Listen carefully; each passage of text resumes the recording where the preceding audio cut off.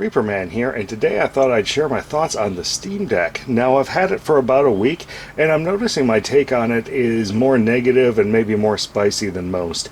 And I really don't like making negative videos, so I'm going to keep this one short. Bottom line up front, when this is functioning as intended, when a game actually boots and actually controls, it's easily a 9 out of 10 device. Just wow. But that's maybe a tenth of the time, and that's being a bit charitable.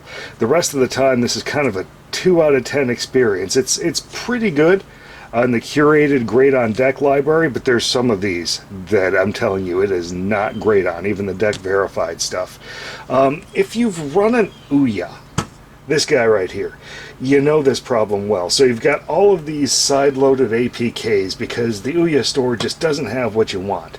So you're going through the all games menu here, trying to find something that works well on it, and sometimes you win, but most of the time that's your experience with the OUYA, is just trying to make it play a game that it's not supposed to play. In addition, that's just the Proton compatibility. That's just getting this thing to boot one of these Windows games. The other problem is the controls, because these games all rely heavily on community profiles to get the actual Steam Deck controls mapped to whatever your game is. And that feels an awful lot like the Steam controller. So already you know that I'm not having a great time if the two things that I'm comparing it to are the Steam controller and the OUYA. And it's got the weaknesses of both kind of all at the same time, and that's just kind of a bummer. But yeah, for its curated library, it's actually pretty nice, and developers are working to make new games work great on this. However, for example, with Grid Autosport works pretty good on this thing, and at ultra low settings, it just spanks anything that's on the Nintendo Switch.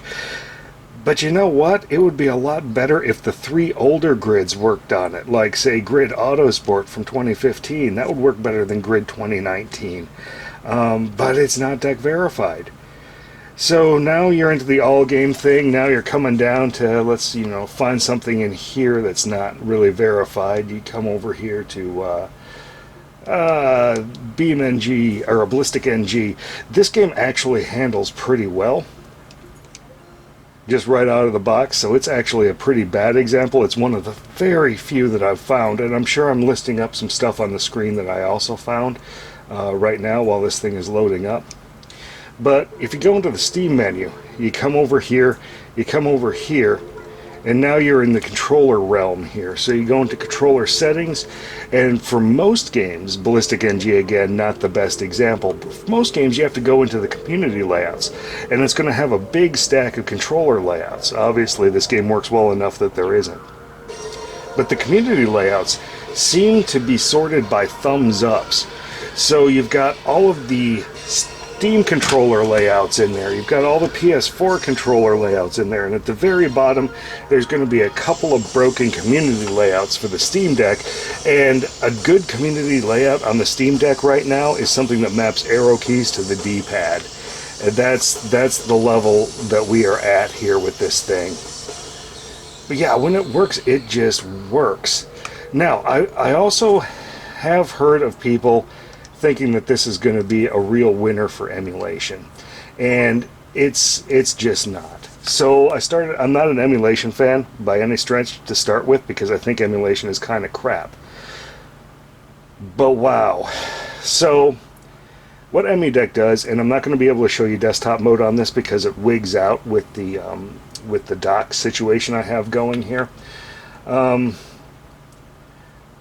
EmuDeck, what it does is it builds these collections for you, basically based on your consoles, and it stuffs all your games into the collections. As you can see, I don't have many games here, and the reason I don't is because it also sticks them in this non-Steam section with everything else, and I've had to kind of pull out like my browsers and stuff and build a collection for them because they just get lost in all of the emulation crap.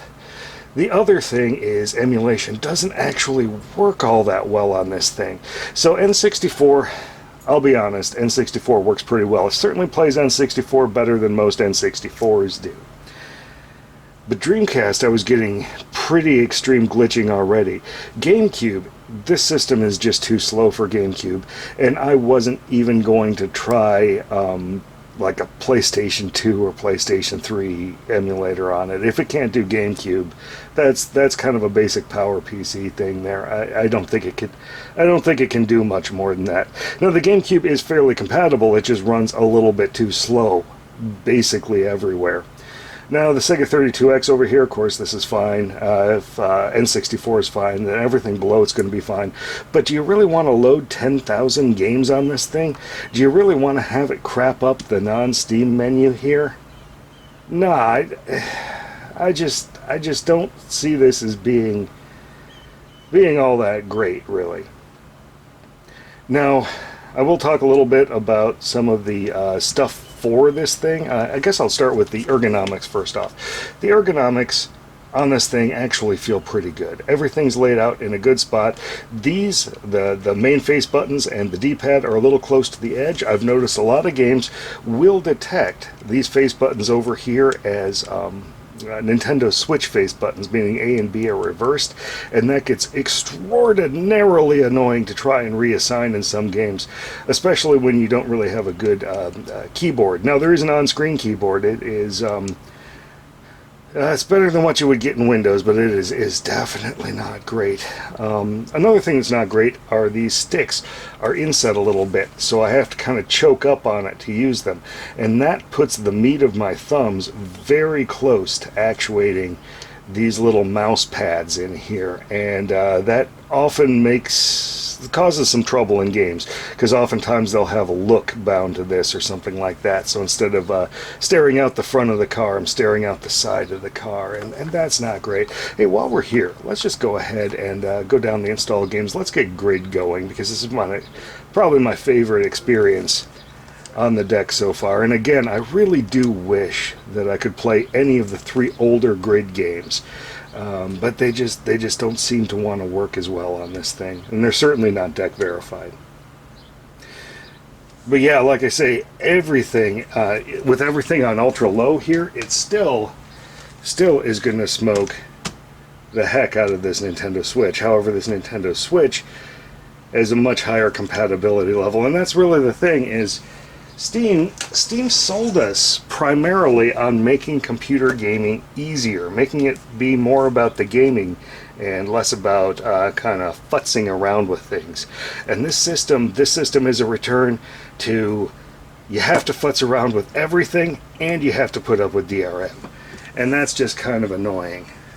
Size-wise, this is a pretty meaty chunk. As others have said, it doesn't feel super premium, but it also doesn't feel cheap. Size-wise also, if you're used to one of these Mongo grips on your Switch, it's going to feel pretty similar. It's just about 3/4 of an inch wider or so. Yeah, let's actually get into... Yeah, that's great. Let's actually get into a little race here. As you can see, I haven't done too terribly much. Let's just start the event. Boom. And let's see what basically ultra-low settings work on. Now, there is some talk about FSR, which is some kind of an AMD up-res technology, and it looks fantastic in screenshots. I tried it in that Automobilista 2 game, and I don't think it's really all that great because of the... I think it's great for up-resing, say, 1080p to 4K or something like that. I think it needs more to start working with than this. And there's kind of 2 types of FSR. There's like the system-wide that it does, and then there's like a game-supported. And game-supported obviously is the best, and the Automobilista was the game-supported type, meaning it would have full resolution on the UI elements on the screen. Oh, this looks so much better than Switch. Looks better than Switch, handles better than Switch. This is a 9 out of 10 gaming experience right here. It's just too bad it doesn't run most of my Steam games. Like, sometimes they'll crash on boot, and sometimes they'll have control problems, but it's got 2 layers of problems with them. Now, if you're looking at this up on the screen, this is a 1080p monitor, and it's probably still running at 1280 by 800 because I have not changed the settings in here, so it's probably going to look a little jaggier. But it looks really good on the old handheld. Whoa! Yeah, let's quit out of here. So to quit out of the game, you actually do have a handy way to do that up there. It's kind of on the same... oh yeah, if you're nowhere near Wi-Fi, this thing is going to constantly complain at you about cloud saves and updates and all of that stuff. It's going to want launchers and all of that. That's why I've deliberately put this into Steam Offline mode right here, just so you can kind of see what you're going to be dealing with if you're at all away from a like a Wi-Fi access point. Now, I was saying this wasn't great for emulation, and it's not. It's certainly more compatible emulation-wise than it is with Steam's native library, which is just sad. Just really sad. But if you were to get a device that is actually in this price range and good at emulation, the Analog Pocket, hopefully we see something like a jailbreak on it that brings more cores to it, but right now it basically does Game Boy and Game Gear. All of the Game Boys and Game Gear. Or for the price of a Steam Deck, because these things aren't cheap, you can get the Mr. FPGA system. By the way, if you're wondering which Steam Deck to get, the answer has become abundantly clear in the week that I've been playing this. You want to get the cheapest one.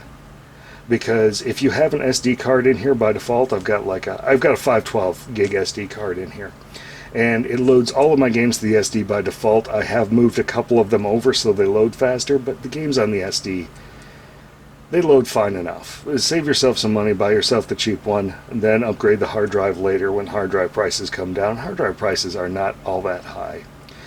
Now, screen protectors on this thing, I've actually got a screen protector. I'm sure I'm flashing the brand up on the screen right now.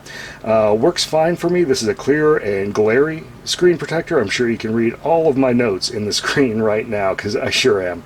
But I also bought a matte finish one by a similar company, and I'm sure I'm flashing them on the screen. That was awful. I lost a whole bunch of clarity. Now, a guy from work, he actually recommends this third one that I'm flashing on the screen right now. However, that's not a full-size screen. It just covers the visible section of the screen here. So for aesthetic purposes, I'm not going to do that. Besides, I'm never going to use this thing outside the house, and I'm never going to use this thing far from Wi-Fi because it just complains so much.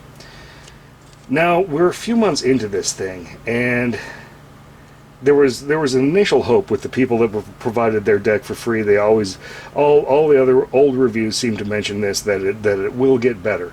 But now we're a full quarter into this thing, and we're still dealing with the same kind of profiles that we were dealing with on this guy. We're still dealing with having to force Proton compatibility in games. We're still dealing with maybe a tenth of compatibility on the Steam game library. I think at this point it is pretty fair to call it closer to this than closer to perfect.